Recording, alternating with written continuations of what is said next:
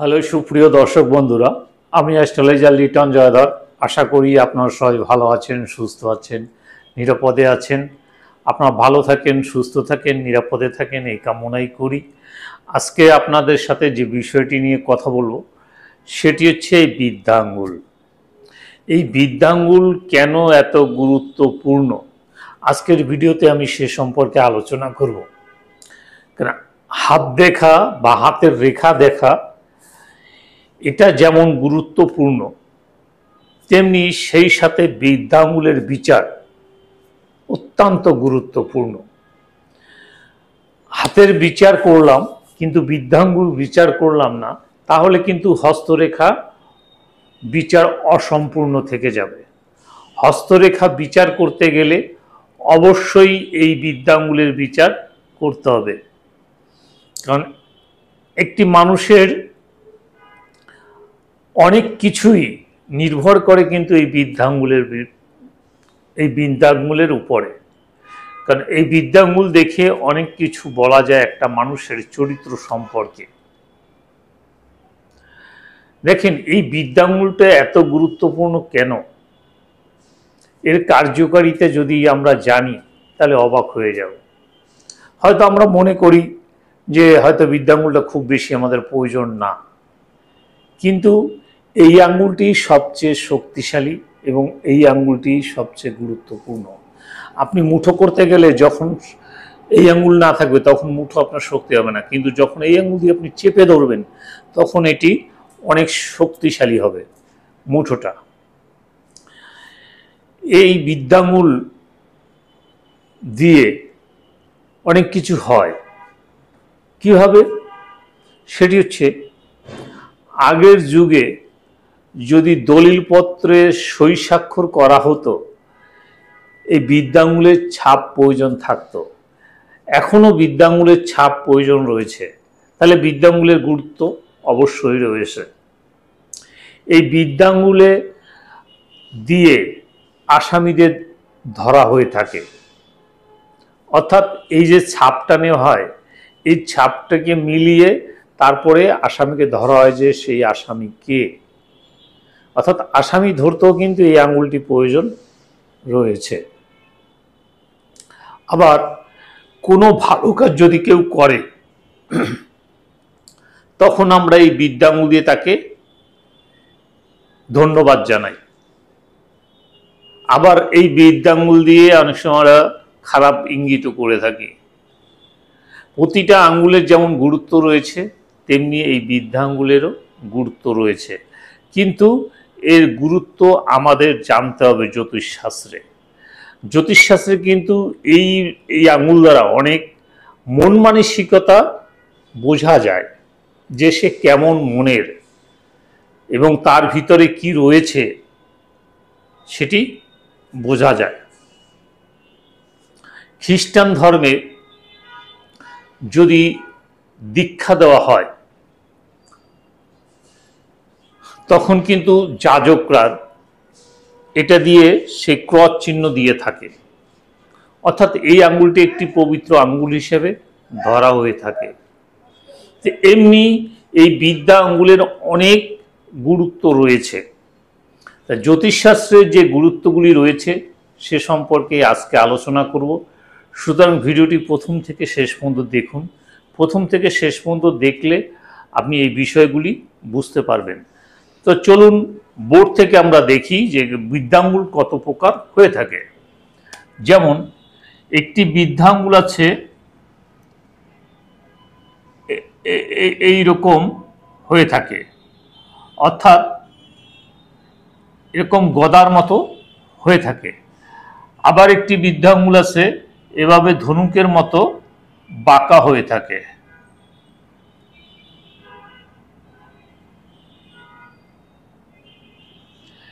এরকম বাঁকা বৃদ্ধাঙ্গুল হয়ে থাকে। আবার একটি বৃদ্ধাঙ্গুল আছে যেটি এরকম স্ট্রেট হয়ে থাকে।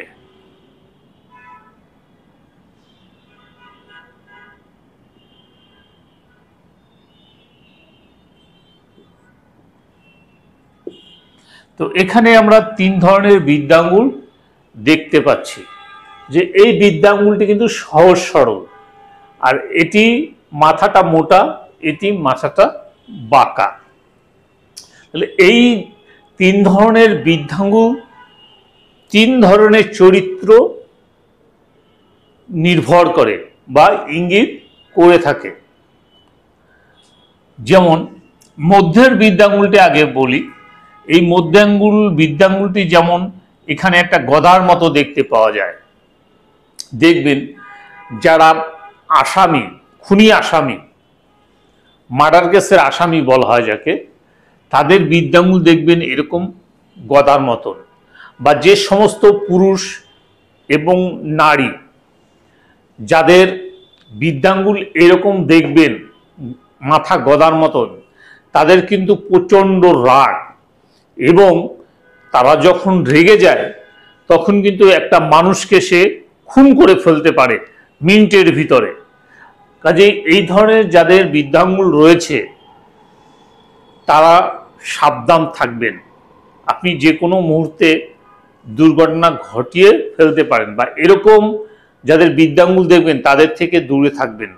তাদের কাছে ধারে কাছে গেলেও মানে তাদেরকে রাগাবার চেষ্টা করবেন না বা কিছু করার চেষ্টা করবেন না, তাহলে কিন্তু তারা আপনার প্রতি আক্রমণ করে বসতে পারে।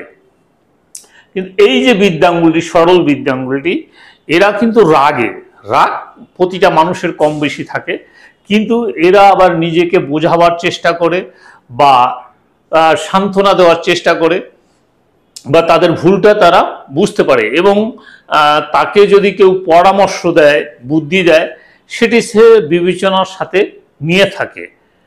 সে অর্থাৎ সে সরল মনের হয়ে থাকে, তার ভিতরে তেমন প্যাঁচ গোজ রাগ তেমন কিছু থাকে না।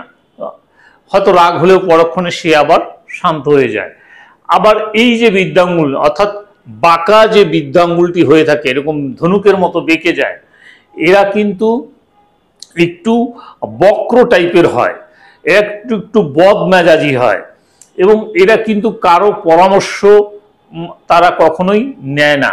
তারা তাদের যে চিন্তাধারা, তাদের যে মন মানসিকতা, সেটি তারা ব্যবহার করে। তারা যদি হেরেও যায় তারপরেও তারা তাদের সিদ্ধান্ত তারা চলে থাকে, তারা অন্যের পরামর্শ কখনো নেয় না। এই ধরনের যাদের বৃদ্ধাঙ্গুল রয়েছে, এটি গেল বৃদ্ধাঙ্গুলের পর্ব, অর্থাৎ তিনটি বৃদ্ধাঙ্গুল এখন আমাদের বৃদ্ধাঙ্গুলে কিন্তু তিনটি পর্ব থাকে। বৃদ্ধাঙ্গুলে কিন্তু তিনটি পর্ব থাকে, প্রথম পর্ব, দ্বিতীয় পর্ব এবং তৃতীয় পর্ব। এই প্রথম পর্ব কিন্তু যুক্তি, অর্থাৎ আপনি কতটুকু যুক্তিবাদী, কতটুকু লজিক, কতটুকু আপনার জ্ঞান বুদ্ধি রয়েছে, অর্থাৎ আপনার যুক্তি বিষয়ে এটি নির্ভর করে। দ্বিতীয়টি হচ্ছে আপনার ইচ্ছা শক্তি, আপনার ইচ্ছা শক্তি কতটুকু রয়েছে, আপনার ইচ্ছা শক্তি কতটুকু রয়েছে সেটি কিন্তু নির্ভর করে এই দ্বিতীয় পর্ব দ্বারা। অর্থাৎ প্রথম পর্ব এবং দ্বিতীয় পর্ব, অর্থাৎ আপনি জীবনে কতটুকু বড় হবেন, কতটুকু সাকসেস লাভ করবেন, আপনার স্বপ্ন কতটুকু রয়েছে, এটি কিন্তু দ্বিতীয় পর্ব থেকে বিচার করা হয়ে থাকে। এবং দ্বিতীয় পর্ব থেকে কিন্তু ন্যায় বিচারও নির্ভর করে থাকে। অর্থাৎ যাদের দ্বিতীয় পর্বটি বড় রয়েছে, এই জায়গাটি অন্যান্য পর্বের চেয়ে, তারা কিন্তু বেশিরভাগ মানে তাদের বিচার, অর্থাৎ তারা যে কাউকে যদি বিচার করে, কারো বিচার করে, সে কিন্তু ন্যায় বিচার করে থাকে। আর এটি হচ্ছে ইন্দ্রিয় জম, অর্থাৎ আমাদের প্রেম, ভালোবাসা, সেক্সুয়াল লাইফ, সেক্সুয়াল কামনা, বাসনা, চাহিদা, এটি কিন্তু নির্ভর করে। যাদের এই জায়গাটি ছোট হয়ে থাকে, এই যে এখান থেকে এখানে যে ছোট হয়ে থাকে, এরা কিন্তু ভোগের বিলাসী হয়ে থাকে, ভোগ করে থাকে বেশি। অর্থাৎ কাউকে যদি ভালোবাসে বা কারোর সাথে যদি সম্পর্ক থাকে, তার সাথে দৈহিক মিলন করার জন্য সে বেশি থাকে। এরা বেশিরভাগ কি বলা যায়, মানে লম্পট আকৃতির হয়ে থাকে, দুশ্চরিত্র হয়ে থাকে। কারণ তারা তাদের যে দৈহিক কামনা বাসনা এটি পূর্ণ করার জন্য তারা ব্যতিব্যস্ত থাকে, যদি এখানে ছোট থাকে। আবার বড় থাকলে এরা মহৎ হয়, এরা ত্যাগ স্বীকার করতে পারে। অর্থাৎ স্বামী স্ত্রীর ভিতরে যদি কোনো অশান্তি হয়, ঝগড়া হয়, বিবাদ হয়, সেক্ষেত্রে দেখা যাচ্ছে স্ত্রী অনেক কথা বললেও সে চুপচাপ থেকে সেটি নীরবে সহ্য করে, অনেক সময় ত্যাগ স্বীকার করে। অর্থাৎ তার ভিতরে গভীর ভালোবাসা অনেক সময় থাকে, যে ভালোবাসা দিয়ে সে তার সংসারটাকে রক্ষা করে। এবং তার ভিতরে দেখা যাচ্ছে যৌন চাহিদা থাকলেও তার ভিতরে সেই মানে অবৈধ কোনো কামনা বাসনা এগুলি কিন্তু কখনোই থাকে না, যদি এইখানে যদি আপনার জায়গাটি বড় হয়ে থাকে। তাহলে তিনটি পর্ব কিন্তু তিনটি বিষয় কিন্তু ইঙ্গিত করে। এভাবে আমরা বৃদ্ধাঙ্গুলের বিচার আমরা করতে পারি। তো আজকে আলোচনা করেছি বৃদ্ধাঙ্গুলের গুরুত্ব। আশা করি ভিডিওটি ভালো লেগেছে। যদি ভিডিওটি ভালো লাগে তাহলে একটি লাইক, একটি শেয়ার, একটি কমেন্ট করবেন এবং পরবর্তীতে কী ধরনের ভিডিও দেখতে চান আমাকে লিখে জানাবেন। আমি সেই অনুযায়ী ভিডিও বানিয়ে আপনাদেরকে উপহার দেওয়ার চেষ্টা করব। আজকের ভিডিওতে আমি সে সম্পর্কে আলোচনা করব।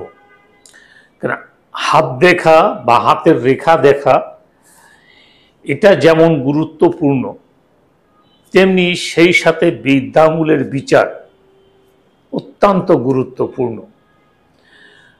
হাতের বিচার করলাম কিন্তু বৃদ্ধাঙ্গুল বিচার করলাম না, তাহলে কিন্তু হস্তরেখা বিচার অসম্পূর্ণ থেকে যাবে। হস্তরেখা বিচার করতে গেলে অবশ্যই এই বৃদ্ধাঙ্গুলের বিচার করতে হবে। কারণ একটি মানুষের অনেক কিছুই নির্ভর করে কিন্তু এই বৃদ্ধাঙ্গুলের উপরে। কারণ এই বৃদ্ধাঙ্গুল দেখে অনেক কিছু বলা যায় একটা মানুষের চরিত্র সম্পর্কে। দেখেন এই বৃদ্ধাঙ্গুলটা এত গুরুত্বপূর্ণ কেন, এর কার্যকারিতা যদি আমরা জানি তাহলে অবাক হয়ে যাব। হয়তো আমরা মনে করি যে হয়তো বৃদ্ধাঙ্গুলটা খুব বেশি আমাদের প্রয়োজন না, কিন্তু এই আঙ্গুলটি সবচেয়ে শক্তিশালী এবং এই আঙ্গুলটি সবচেয়ে গুরুত্বপূর্ণ। আপনি মুঠো করতে গেলে যখন এই আঙ্গুল না থাকবে তখন মুঠো আপনার শক্তি হবে না, কিন্তু যখন এই আঙ্গুল দিয়ে আপনি চেপে ধরবেন তখন এটি অনেক শক্তিশালী হবে মুঠোটা। এই বৃদ্ধাঙ্গুল দিয়ে অনেক কিছু হয়। কিভাবে? সেটি হচ্ছে আগের যুগে যদি দলিলপত্রে সই স্বাক্ষর করা হতো এই বৃদ্ধাঙ্গুলের ছাপ প্রয়োজন থাকতো। এখনো বৃদ্ধাঙ্গুলের ছাপ প্রয়োজন রয়েছে, তাহলে বৃদ্ধাঙ্গুলের গুরুত্ব অবশ্যই রয়েছে।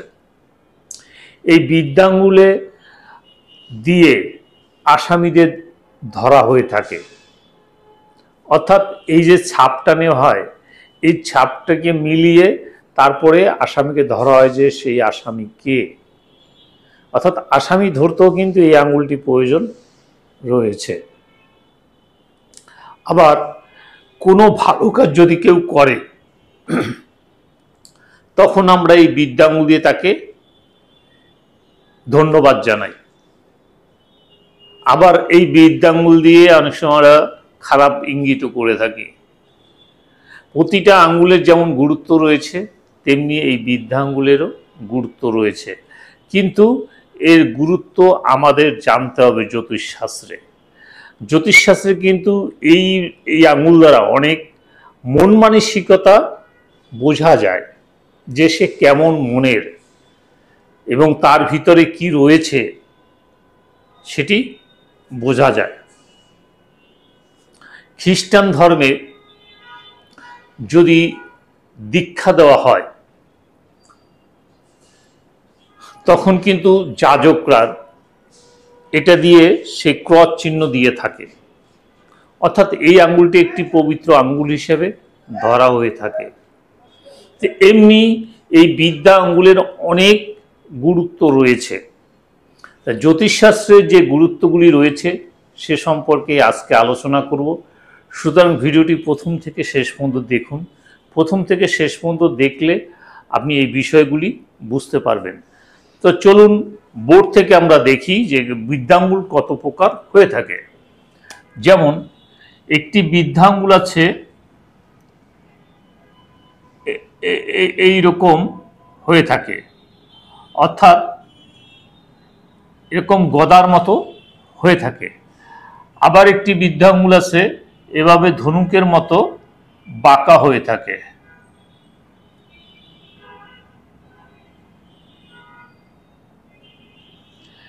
এরকম বাঁকা বৃদ্ধাঙ্গুল হয়ে থাকে। আবার একটি বৃদ্ধাঙ্গুল আছে যেটি এরকম এরকম স্ট্রেট হয়ে থাকে।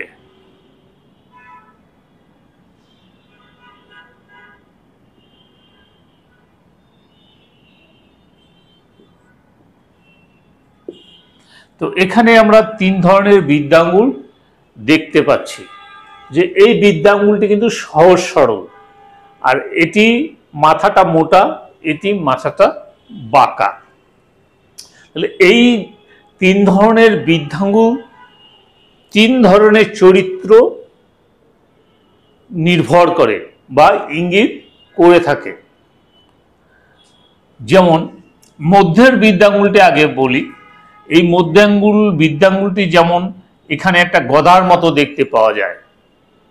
দেখবেন যারা আসামি, খুনি আসামি, মার্ডার কেসের আসামি বলা হয় যাকে, তাদের বৃদ্ধাঙ্গুল দেখবেন এরকম গদার মতন। বা যে সমস্ত পুরুষ এবং নারী যাদের বৃদ্ধাঙ্গুল এরকম দেখবেন মাথা গদার মতন, তাদের কিন্তু প্রচণ্ড রাগ, এবং তারা যখন রেগে যায় তখন কিন্তু একটা মানুষকে সে খুন করে ফেলতে পারে মিনিটের ভিতরে। কাজেই এই ধরনের যাদের বৃদ্ধাঙ্গুল রয়েছে তারা সাবধান থাকবেন। আপনি যে কোনো মুহূর্তে দুর্ঘটনা ঘটিয়ে ফেলতে পারেন, বা এরকম যাদের বৃদ্ধাঙ্গুল দেখবেন তাদের থেকে দূরে থাকবেন। তাদের কাছে ধারে কাছে গেলেও মানে তাদেরকে রাগাবার চেষ্টা করবেন না বা কিছু করার চেষ্টা করবেন না, তাহলে কিন্তু তারা আপনার প্রতি আক্রমণ করে বসতে পারে। কিন্তু এই যে বৃদ্ধাঙ্গুলটি, সরল বৃদ্ধাঙ্গুলটি, এরা কিন্তু রাগ প্রতিটা মানুষের কম বেশি থাকে, কিন্তু এরা আবার নিজেকে বোঝাবার চেষ্টা করে বা সান্ত্বনা দেওয়ার চেষ্টা করে, বা তাদের ভুলটা তারা বুঝতে পারে, এবং তাকে যদি কেউ পরামর্শ দেয়, বুদ্ধি দেয়, সেটি সে বিবেচনার সাথে নিয়ে থাকে। সে অর্থাৎ সে সরল মনের হয়ে থাকে, তার ভিতরে তেমন প্যাঁচ গোজ রাগ তেমন কিছু থাকে না। হয়তো রাগ হলেও পরক্ষণে সে আবার শান্ত হয়ে যায়।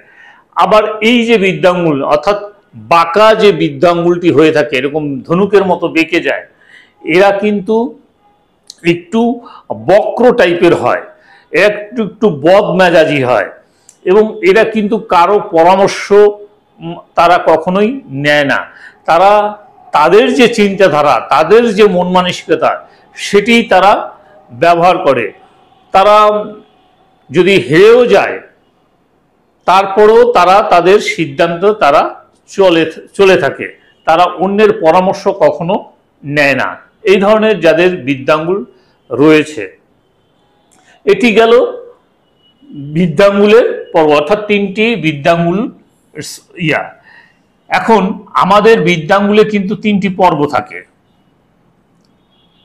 বৃদ্ধাঙ্গুলে কিন্তু তিনটি পর্ব থাকে, প্রথম পর্ব, দ্বিতীয় পর্ব এবং তৃতীয় পর্ব। এই প্রথম পর্ব কিন্তু যুক্তি, অর্থাৎ আপনি কতটুকু যুক্তিবাদী, কতটুকু লজিক, কতটুকু আপনার জ্ঞান বুদ্ধি রয়েছে, অর্থাৎ আপনার যুক্তি বিষয়ে এটি নির্ভর করে।